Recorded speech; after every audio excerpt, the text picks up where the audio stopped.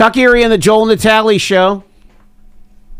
We are live from our Kingdom Financial Group studio here at 5th and State. Also live on Facebook and on YouTube. Thanks so much for tuning in for the crucial conversations that Erie needs. And we are excited to have with us here someone's become a good friend here because we spent a lot of time together here in the studio. Dr. Matthew Platz. He's the Executive Director of the Corry Higher Education Council.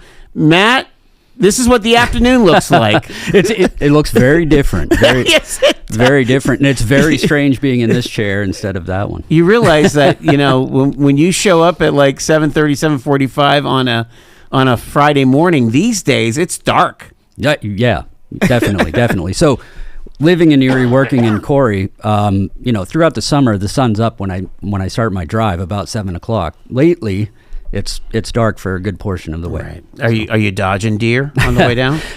All the time. Yeah, it's always a concern. Been very fortunate. I have had in the almost 3 years that I've been there, like 2 run out that were fairly close, but yeah.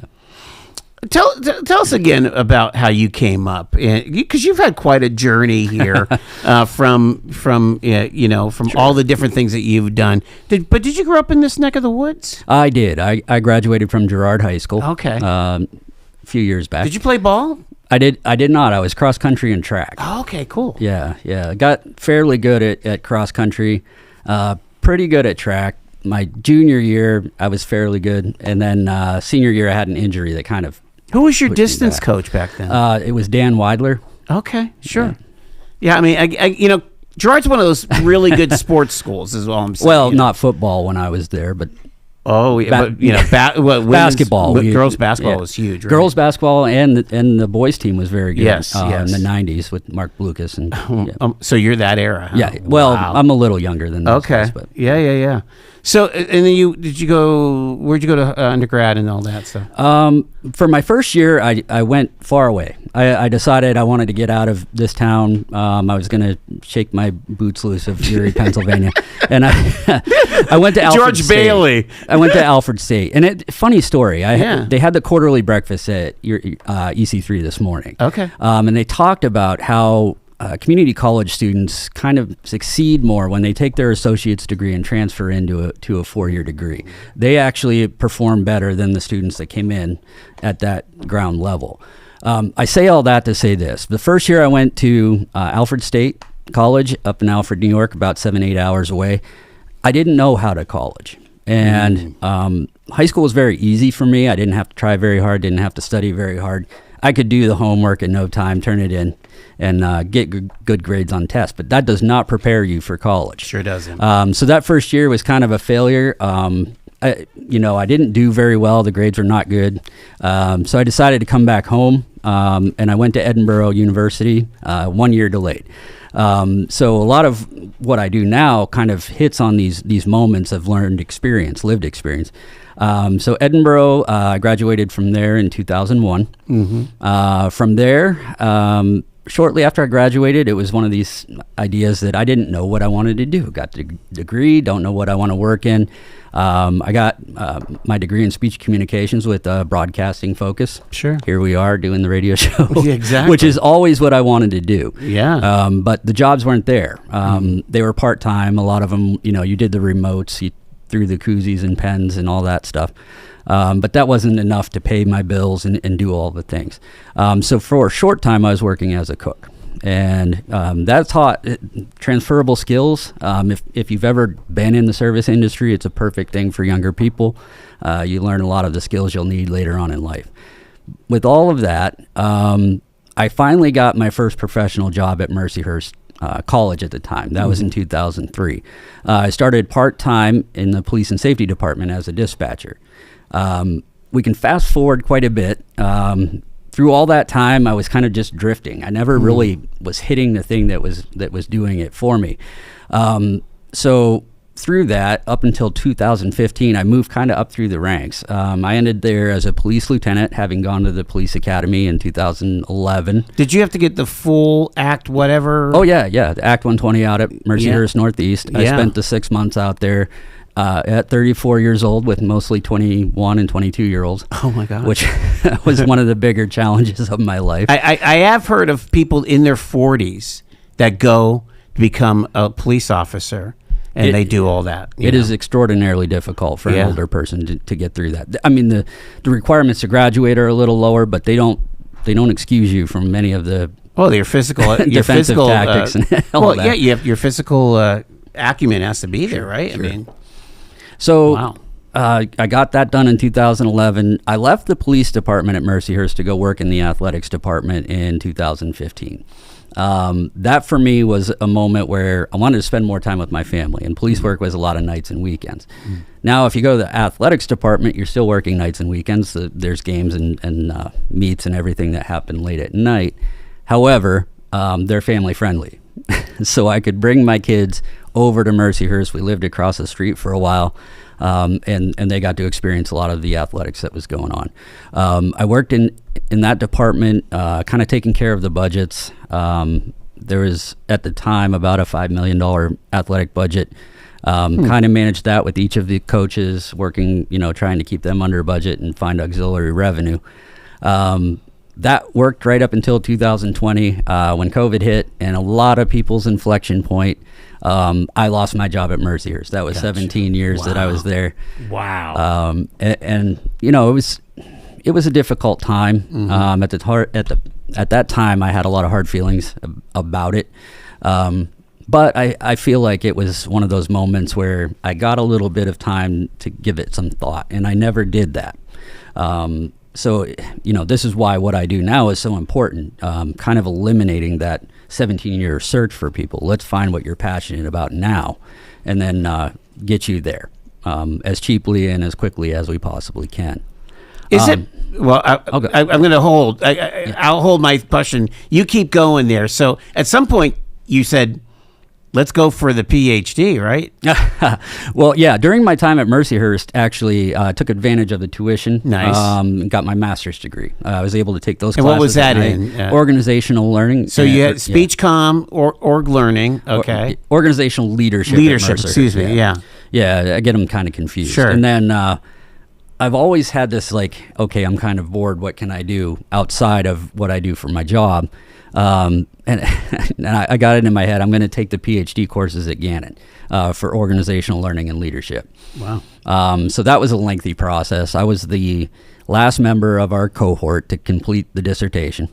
It took me forever. It was like 7 years. What was your subject? It was actually a study of the progression of leadership in the higher education environment and kind of how those people wind up in the positions that they are. Much like we were talking about Dr. Anderson from Edinburgh. He was a K-12 teacher. Right.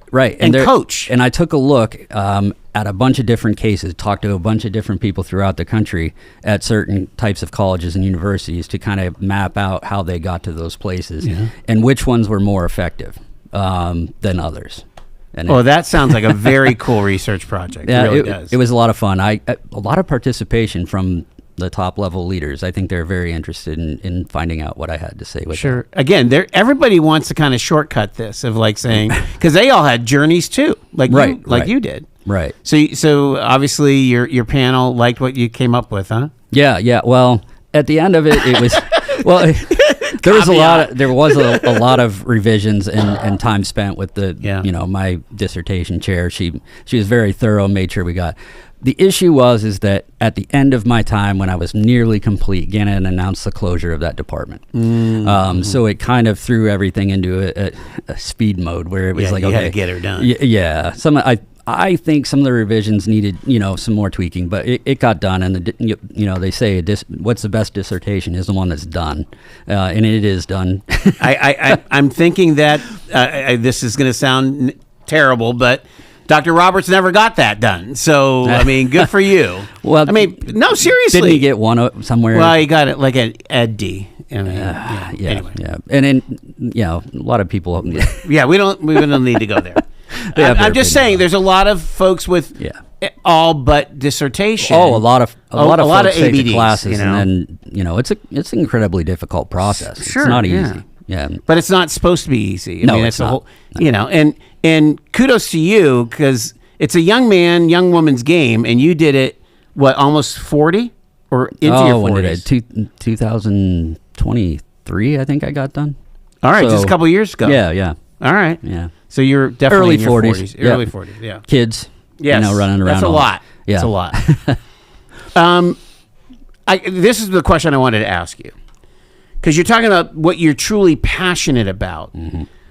Where does it come in, and would there be a place for ascertaining not just passion, but what you're truly gifted at? I'm talking about your strengths. And again, I'm a huge Strength Finders, Gallup Strength Finders tool, really homing in on what you're capable of doing. And every time I've done a tool like this, it comes out to what I'm doing. Right. And so, I mean, I just get a lot of self-fulfillment. And I'm like, this is kind of what you do at the Corry Hi-Ed, is like, let's set these kids up for success. But it's more than just passion. It's like, hey, this guy could be passionate about gaming, but he's really good with his hands. Right. Talk about that. I think that's a continuation of where we were when I lost my job in 2020, and what kind of resulted from that. During that time, there was a lot of unemployment. The federal government was giving more money. I made more money unemployed for that time than I did when I was working at Mercier. Oh my gosh. What it allowed me to do is do the thing that I had not done from the time I graduated from high school. And it was that self-reflection of what am I passionate about? I did these 17 years without actually doing anything that I cared about that much. And that may have been part of the reason I was let go too. I was just kind of like going through the motion. So having that time to sit with my thoughts and figure out what it was I wanted to do and what brings me passion, I came to the idea that it didn't really matter where I worked. What I wanted to do was help other people succeed, overcome the barriers, the challenges that they have. That led me to a job at the MCRC, Multicultural Community Resource Center, which was probably going to go down in my career history as the job that reformed my thought and made me think very differently about the world at large. I was more conservative, probably, our job's this or that. Mm-hmm. Meeting the refugees that come in through that channel changed how I looked at everything, and it was a real opportunity for me to be able to help people in a place where they have extraordinary barriers. Not knowing the language, number one. Can you imagine the difficulty of just going to school? The kids didn't know the language. They have to go to Corry High or anywhere and try to fit in. The challenges were enormous. So doing that job kind of put me on that path. Okay, how can I help people? The job down at Corry, at the Corry Higher Education Council, kind of presented the idea that, that education piece, you studied it in your dissertation, how do you get to where you're going? It put all the pieces together for me. And it's an honor every day. I have to drive 40 minutes to get down there, but I don't hate it. I get up and I go to work. And when you kind of talked about, you do the assessment, you're right where you want to be. There's a lot of people say about nonprofits. I assure you, I'm not getting rich doing this job, but it is where I want to be. And the opportunities that we have to be able to provide education and mark those pathways for younger people at an earlier age so they don't make the mistake I made, that's something that I'm passionate about. Let's figure out what you want to do so you're not, as your previous guest said, failure to launch and sitting in the basement. That we get them early and get them into what they want to do. Because I believe strongly that people say that these younger people don't want to work, right? You hear that all the time. It's a general broad brush. I don't believe that. But if you find out what they're really passionate about, they will work and they'll do a very good job. Now, they want a quality of life. That's very different. We were told, you work the 40 hours, you put the time in, that's what you do, kid. And there's overtime, you should take it because we don't pay you much. Right. And we did that without questioning. But kids and younger people today, they have a quality of life. There's this talk of like a 4-day week. Manufacturers in Corry, I say this all the time. Many of them are looking for employees. They're short. You're They right. just don't have the number of people that they need. 2 manufacturers that I know of have a 4-day work week. They don't have an employment issue. Isn't that interesting? We're talking to Dr. Matthew Platz. He's from the Corry Hi-Ed. It's fascinating to hear this perspective of what the workforce situation is, and we're going to get into what they do at Corry Hi-Ed to build the workforce, especially in southeastern Erie County and the surrounding areas, as well as the impact of the state's budget impasse on organizations like Matt's. We are at 422. It's Talk Erie.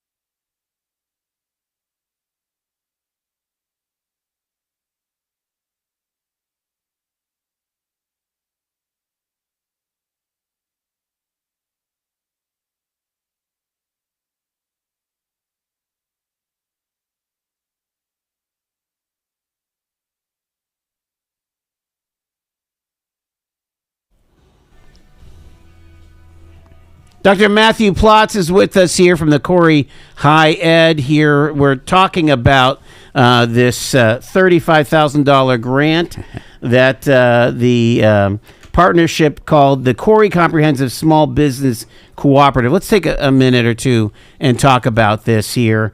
It's through the Erie County Gaming Revenue Authority's Building a Better Future program, and you're trying to kind of give a boost to the small business ecosystem. Talk about that. Sure. So before I got to the Corry Hi-Ed, they had gone through a strategic planning session, and it was very in-depth. They worked with a consultant. They talked to many stakeholders throughout our community. One of the things that they focused on, and one of the strategical approaches that the Corry Hi-Ed needed to be involved in, is entrepreneurship and creating removing barriers, kind of working with our entrepreneurs in our area to kind of build our economic base. Our economic base is manufacturing. You have Lath on the show, Economic Pulse. He talks about Mark Lotman a lot. I've kind of gleaned a lot out of that book when he recommended it. He mentions 10, kind of industries that are the economic basis of most cities and towns.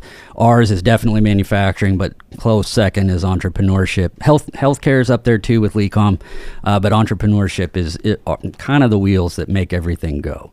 Without our small businesses down there, we would be lost, I think the key too is having entrepreneurs that are generating some kind of business or product that brings money outside in, as opposed. I mean, as much as we love like the restaurants and the HVAC people, they circulate money within the community. We need both. We need money coming from outside the community. Tourism is huge too. Tourism, absolutely. You do the entrepreneurship with tourism, because those are the two things. You want people from outside to come in and buy the goods and services that you provide, and we have great ones down in Corry.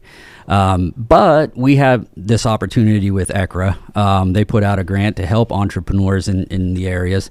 I have found over the years working at MCRC and the Corry Hi-Ed that the best grants, the ones that they really take a look at, are the ones where you work cooperatively and collaboratively with other agencies. So we felt we had a really good opportunity here where we could work with the Corry Area Chamber of Commerce as well as an Impact Corry to kind of put this together and provide some real supports. We were awarded the grant, fortunate to get the $35,000 to be able to put this on, and what we've been able to get out of it, and what we will provide to entrepreneurs in our area, it's just it's one of those phenomenal things that most places don't get. The Placer AI software, they got us a 1-year license for that. I started playing with it. We had some training today. This business insights that you get from that, it's going to be so priceless for people who are operating in the small business atmosphere down in Corry, as well as Union City. We kind of made it like a large footprint. And you're also doing some micro grants, it looks like, help businesses with fewer than 25 employees with their marketing and equipment. Really, that's really, again, a boost. It's getting them over the hump. Absolutely. More with Matthew Platz here after the news at the bottom of the hour. It's Talk Erie and the Joel Natale Show.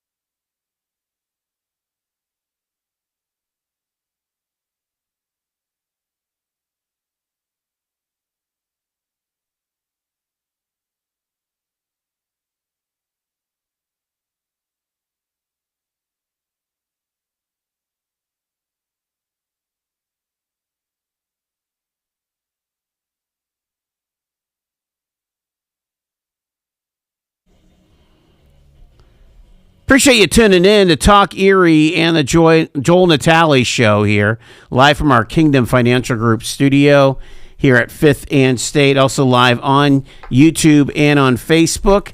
And I'm glad to have back with us here Dr. Matthew Platz. He is the Executive Director for the Corry Higher Education Council.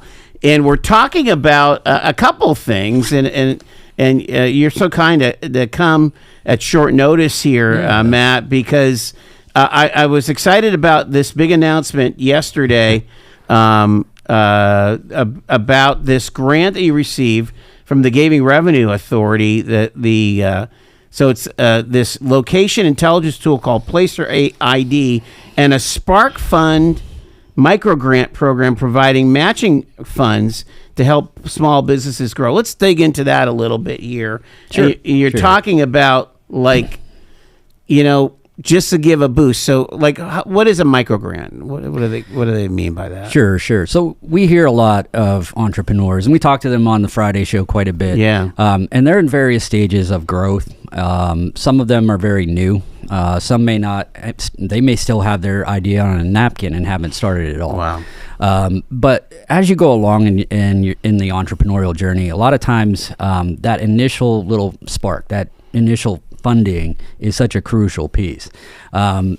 For this, it's probably more so for the folks that have an established business, so they're looking to grow and become maybe something a little bit bigger, maybe change the way they're marketing, maybe increasing their footprint in their building, but they need that little bit to kind of get it over the hump. So what the micro grant program does is it allows us to fund them up to $2,500, but they have to put their skin in the game. It's their business.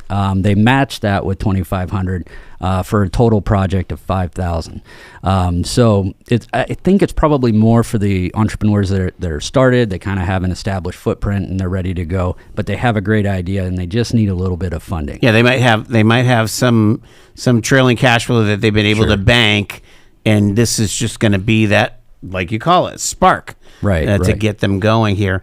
Things like you're talking about marketing, equipment, technology, strategic growth. Are we talking about social media campaign? Maybe run some commercials or updating the logo, signage. Absolutely. All that stuff costs money. Absolutely. In a lot of ways it does. But updating the logo, one thing I would say is that they should enter the Beehive, because there you go. Right. We want to take advantage of the free resources that we have, and we have an ecosystem here in Erie that works just fantastically. We talk about it on Friday quite a bit.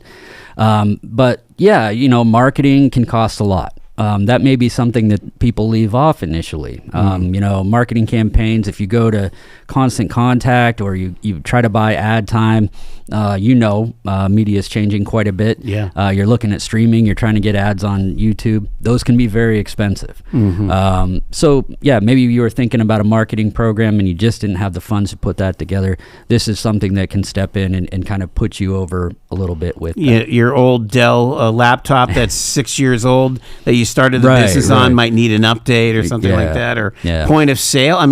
Again, getting into like a Square scenario or Toast. That's a great point. You may be very good at building wooden furniture. Maybe you take, you build these beautiful desks and chairs and everything. But what do you know about operating a website? What do you know about building that? There are people that can help you with that in the Beehive, but pushing things and marketing a little bit, this is the kind of funds that can help you get that over. It's beautiful. And again, you did this in a collaboration with the Chamber and also Impact Corry. Right. It's important to Corry and Southeastern Erie County to have the Corry Hi-Ed there. Again, available for training. You're kind of like a placeholder. Like when people are doing things in that education space, post-secondary, they seem to kind of like knock on your door, don't they? Absolutely. I would say that they knock on our door for everything. That was something. That was something that I learned very early on. If there was something going on, any kind of educational programming, any kind of, it could be with other nonprofits. People would walk through our door expecting us to be knowledgeable about it and potentially having it in our facility. So yeah, we are a trusted source of educational opportunity down in Corry, and it's something that we, I learned it right as soon as I got there, that people believe in us, they trust what we have to say, and we have to take care of that. And your board is made of like business people and so on, educators, or right. So our board initially was a lot of very Corry centric, and a lot of great business people, some entrepreneurs, some in banking. We had some that were adjunct college professors. The president at the time when I got hired was a adjunct for EC3. So there's quite a breadth of experience. I have tried to kind of grow the board a little bit and bring in some of the Erie influence and looking at some of the stuff that we do, just to get a plurality of ideas, because get kind of more regional a little bit, huh? Yeah. Well, reason why I'm asking about kind of the essentialness of the Corry Hi-Ed in that space is here we are 100 days plus in the state budget impasse. And I'm concerned for organizations like yours. I'm concerned for your former employer, MCRC, and folks like that do essential services for, for new Americans and so on. And we can go on and on. Crime Victim Center. We can go talk about school districts and things, K-12. All these people that are dependent upon kind of the social services in and out that originates from the state. Maybe they're funneling federal funds, or maybe it's it's legislative mandates, right? Right. And right now, is anybody getting any money? I think it's a very difficult place, just simply because the funding streams right now are all shut down. I don't do political conversations, but when the Trump administration came, there were certain federal grants that just weren't available anymore. And that has some real, teeth to it for certain organizations. MCRC, that's federal money that's a state pass-through, that evaporated very quickly. You're talking about the refugee resettlement? Refugee resettlement. Yeah. There's ORR, Office of Refugee Resettlement, is where that money comes from, and it's from the federal government through the state, and then they take care of getting it to the individual organizations that offer those services. For us, we are one of 9 community education councils in the Commonwealth of Pennsylvania. We have a separate line item in the state budget. It's actually separated out. There were legislators in the 80s or 90s, late 80s, early 90s, that saw it as important to get educational opportunity into the rural sections of Pennsylvania. Mostly because you think of Pennsylvania, it's like, okay, Erie's here, Pittsburgh, and then Philadelphia. There's a lot of rural in between, and 100%. A lot of people.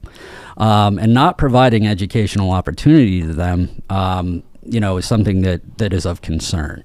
And this is kind of beyond the PASHE system, right? The Clarions and the Bloomsburgs. We're not lumped into that cash flow. I wish we were, because our line is actually very low. And one of the things I wanted to mention is nonprofits in general. There's discussion, nonprofits, they make too much money, executive directors. By and large, that's not the case. And you mentioned it. There's a ton of services out there that are provided by nonprofits. If they all went away tomorrow, you would be horrified. Most people in here are probably born in one. Right. So if you take it down from there, you kind of have the thing. But our state line has not increased in, I think we're going on the 4th year. Wow. So, increased cost, but that just keeps getting lowered and lowered. And every time that we have this extension, we're 100 days over right now, we were good financial stewards. We have auxiliary revenue we don't rely on the state for everything. My predecessor and now myself, we've been very good at bringing in money to kind of stick it away for the rainy day. But what does that do? I have that in a money market. I have that in an endowment with the Erie Community Foundation. I put that money in places where it works. We have to borrow from that, and then it's not making the interest, right? So not only do we not get our money in a timely fashion, we're losing some of our assets as we go along. Wow. So that's just us, and there's 9 of us throughout the state, and each of them are in a different financial place. Right. So it is very difficult to know, where they are. And are you hearing any rumors about layoffs or furloughs or something like that? Not with what we do. Okay. I'm not aware of it. We have an all director meeting coming up here in October. I think it's the 22nd. I'll find out. It makes me wonder, like, what's going on with members of the intermediate unit. All of those school districts and things, because not every school district is flush with cash. They did not stick it away for the rainy day. No. I don't know what that looks like. At a certain point, they're not going to be able to provide the service. Wow. And you know what? Again, you don't have to get political. I will. It's a head scratcher to me. Yeah. That this just kind of goes on and on and on, and that there doesn't seem to be any kind of incentive to put a bow on it and get back to work. This is very much trying to be used as a political bludgeon on the other side. There is. Well, I know we have a governor. We have a governor's race next year. There's a calculation that this is going to damage the other side, and they're just going to carry it on until which point somebody gives. I have friends on both sides of the political aisle. I work with all of the representatives and senators in our area. Scott Hutchinson represents Corry. He's like the little cutout that Senator Laughlin doesn't have. I work with Senator Laughlin, even though we're not in his district. We're advocates for what he does in a lot of spaces. Bizarro, Harkins, Smirsky, talk to them all the time. We have Jake Banta and the U shape that goes around the county when they gerrymandered everything. So, I don't, they always want to point I say pass the budget. Will you go back to Harrisburg and please pass a budget? You're not going to get everything you want. You're not going to get everything you want. Get this done. Right. I've talking to Jake, I've said, listen, the contentious things, marijuana, legalization, skill games, that has to be discussed. That doesn't have anything to do with the schools or the CECs. Pass this stuff, and then hash that out later. No, I totally agree, and it makes you wonder, what are the sticking points that are hitting on that? Is this, again, are we already litigating the 2026 governor's race in 2025? I don't know, but to some extent, and everything kind of hits on everything, right? So we're talking about skill games. They want to see what the regulation looks like to that. Well, skill games are really hurting the casino, which is going to hurt grants like that. We're not going to have those available because of the Erie County Gaming and Revenue Authority. They won't be as robust if we have less casino money. And again, but you have, you're going to hurt the VFW and the American Legion.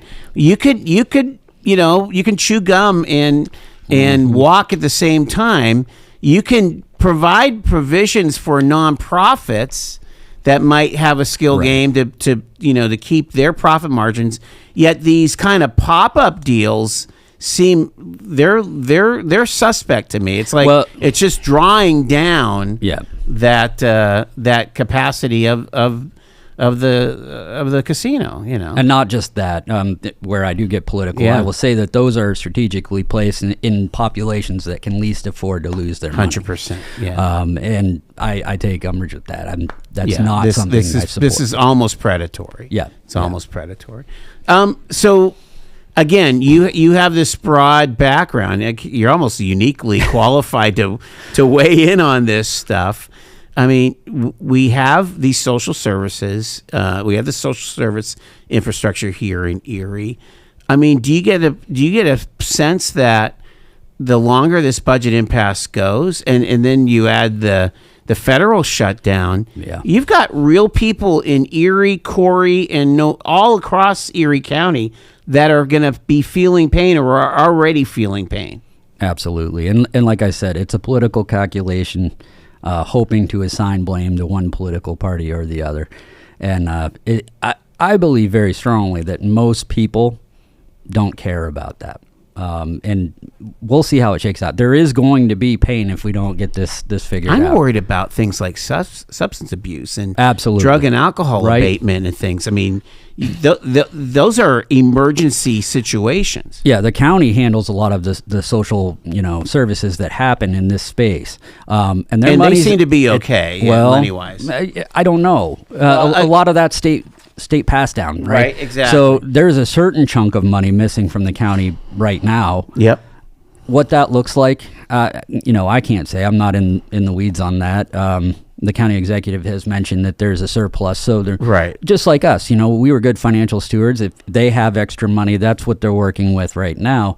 But again, that's not going to last forever. If this continues on, how far does it go? Well, and the other part of this is why should a school district, or why should the county, why should a social service agency have to go through this stress when it's absolutely not necessary?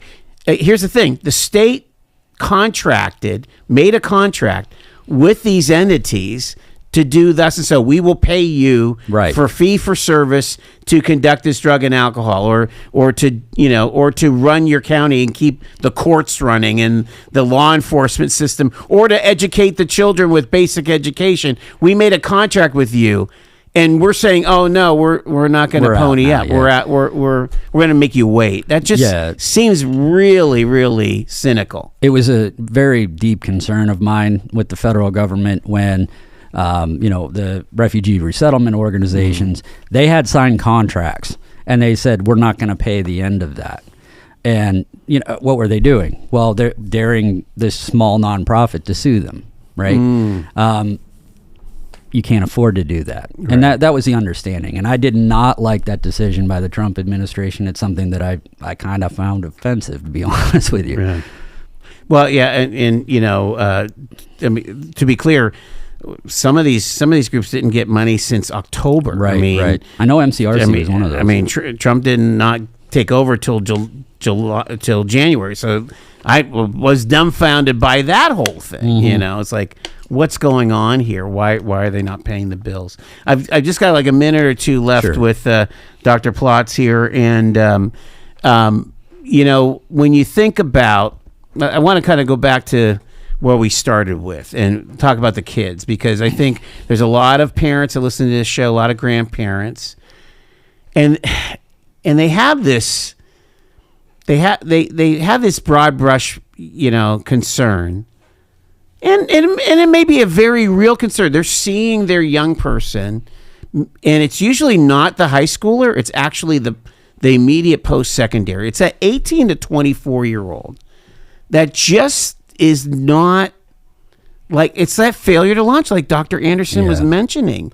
What is, in your point of view, what do you think they should do? I think that it's important there's a fairly well-known author that works in this space, Mark Perna.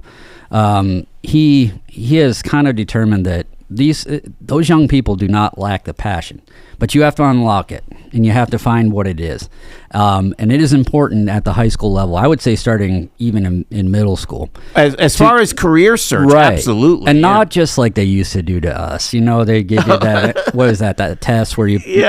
fill in the numbers. Yeah. Give them real impressions. Let them actually work in the space. And I have something with EC3 we might talk about a little bit later, and it's exciting. But giving those impressions, like letting a person come out, letting high school kids come out into the workforce and see what it is, and just continuously hit on things until they find what they're excited about.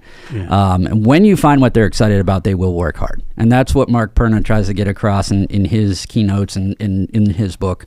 That's the important piece, is to find what they're passionate about, and they'll work hard for you. It's just a little different than what we used to do. Again, you're a parent, you have teenagers and so on. How do you approach building resiliency? That's an important thing. I talk about that a lot with my daughters, actually. Do you? Yeah. My youngest is a softball player. And if you know softball, baseball, that is a sport of failure. You fail. That's right. You fail. The best a 250 hitter is a pretty good hitter. The best hitters in the majors miss 7 out of 10 times. Right. 7 out of 10, they screw it up. Yeah. And they have to go sit down on the bench. So I'm hammering those kind of things home all the time. Mm-hmm. My oldest daughter, Abby, she actually texted me a while ago, and she had to do a project in one of her classes where she set up as a grant funding agency, and she required groups in the class to create grants. And she said she was going to score them and then give them the letters that say, hey, you got approved, and you didn't. When she asked me about it, I'm like, actually, I got one of those you don't get the grants today. And so I had the letter and I sent it to her. I'm like, this is what they look like. and I think it's important for parents to do that. You need to let your kids know that not everything's going to be roses. Not everything is perfect. Life isn't always right, up to the right and up. Right. Let them know you're going to fail. I've failed several times. Got fired once. I mean, this is going to happen. You have to pick yourself up and get back at it. Dr. Matthew Platz, again, the Executive Director of the Corry Higher Education Council. Thank you so much for sharing. Thank you. Appreciate it. You got it. It's 5 minutes in front of 5.